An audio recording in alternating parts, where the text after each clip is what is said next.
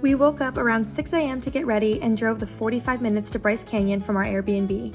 We were greeted by the most stunning lighting and clouds that we just stared at it for a few minutes while we passed. The weather was perfect all day, which made our hikes so enjoyable and beautiful. BRYCE Canyon is a national park, so we checked in with Russ's America the Beautiful Pass and went in to find a parking space and get our first impressions of the canyon. I cannot believe how stunning this is. I don't think I'm alive right now. I think I died on the airplane. I'm in heaven already. Our first trail of the day was called Navajo Loop Trail.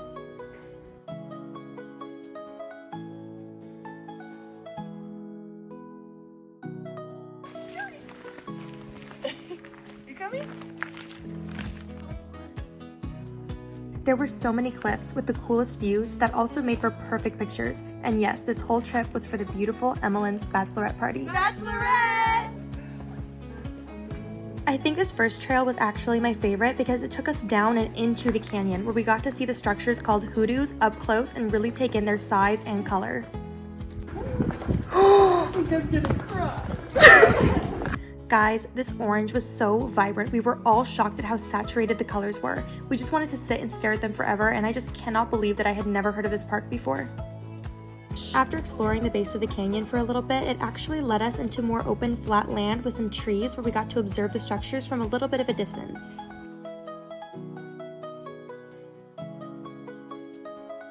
The hike back up was absolutely killing my legs. It was about a 500-foot change in altitude from the starting point into the base of the canyon, so we stopped for a lot of water breaks. This was by far our favorite view. This is the famous view that you go see when you do this hike, and that rock right there is called Thor's Hammer.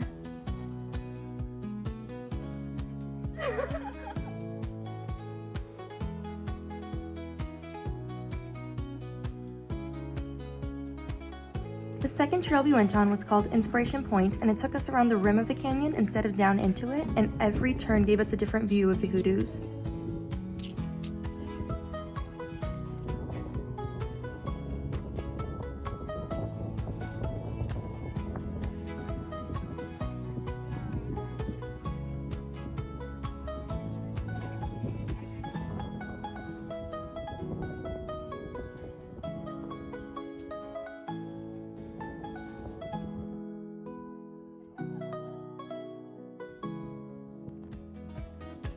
My friends like to give me heart attacks by standing close to the edge and becoming acrobats, apparently.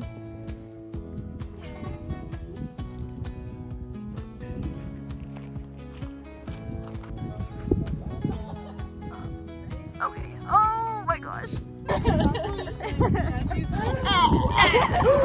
Stop! The last view up at the point was absolutely gorgeous. A stranger offered to take our picture, and a park ranger named Francine taught us about how the hoodoos were formed.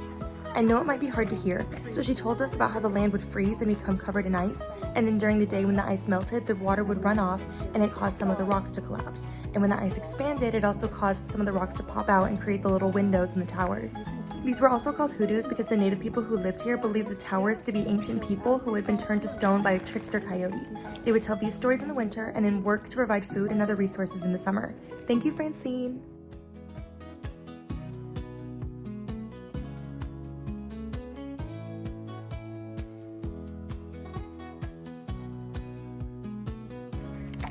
Halfway done with our hikes for the day, we stopped to break out the picnic at some tables near our next trail. We ate pita bread with hummus, sausage, and bell peppers, and it was exactly what we needed. So good. Taco. The next trail was called Bristlecone Loop, and we decided to continue down the path even with dark clouds on the horizon because I thought that I could trust my radar, which told me that the clouds would just barely pass by us. Spoiler alert, they did not. And it's a good thing that we decided to stop at a shelter because when I speed up this next video, you can actually see the clouds moving straight towards us.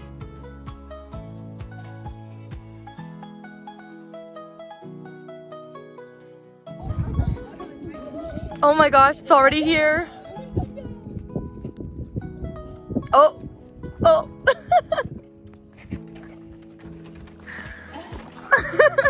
We got hit with a pretty big burst and even got some hail, but it blew over in less than 10 minutes and then we got to finish our hike. Rivers in the wasteland, baby.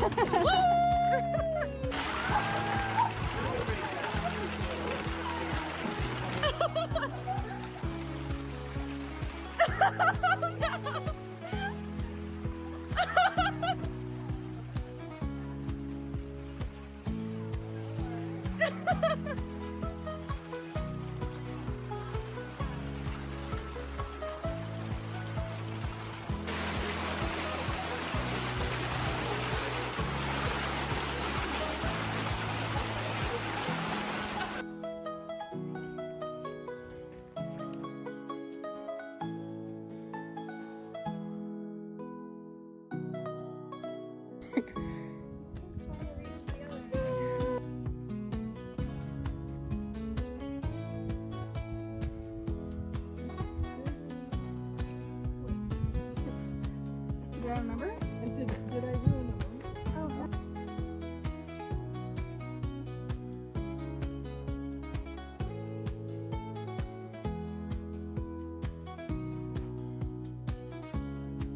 Oh, we can do it as long as We obviously had to stop in at the visitor center before our last trail, and I always love these because the 3D maps showing the park are always so much fun to look at.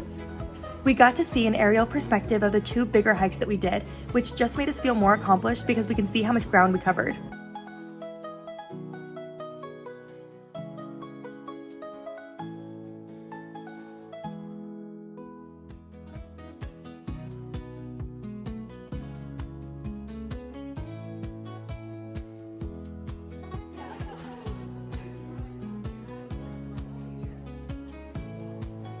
Of course, I had to grab a magnet for my collection, and then we headed into the next part of the visitor center, which had a lot of really cool visuals to help us learn more about the environment and the animals.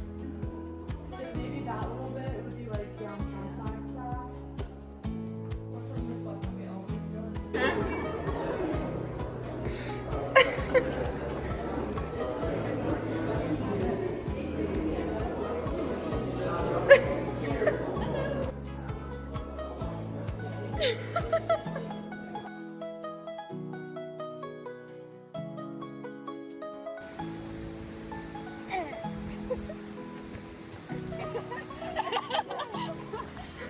Our last hike of the day is called Mossy Cave Trail, and it took us across rivers that literally looked like chocolate milk.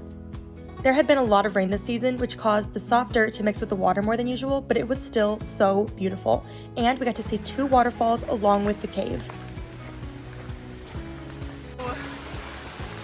Wow. No way. That's so cool.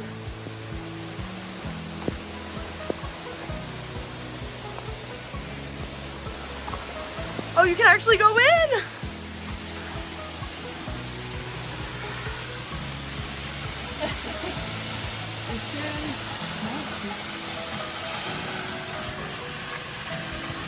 I loved finishing the day with this hike because it was really easy and super close to the parking lot. Well, except for that part where we tried to follow the wrong path. I don't think this is a trail.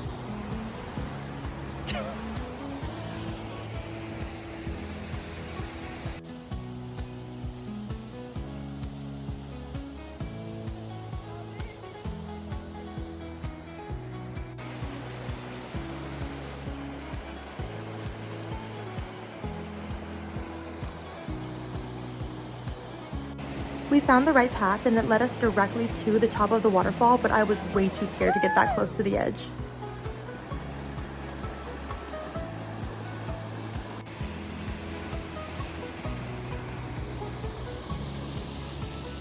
You guys, I cannot recommend this place enough. I enjoyed every part of it. There's a really good mix of easy and hard hikes, and the colors were just gorgeous. This is definitely a must-see, especially if you like to cross national parks off your bucket list. We're going to Zion tomorrow, and I'm so excited because I've never been there either. So stay tuned, and please like and subscribe for more.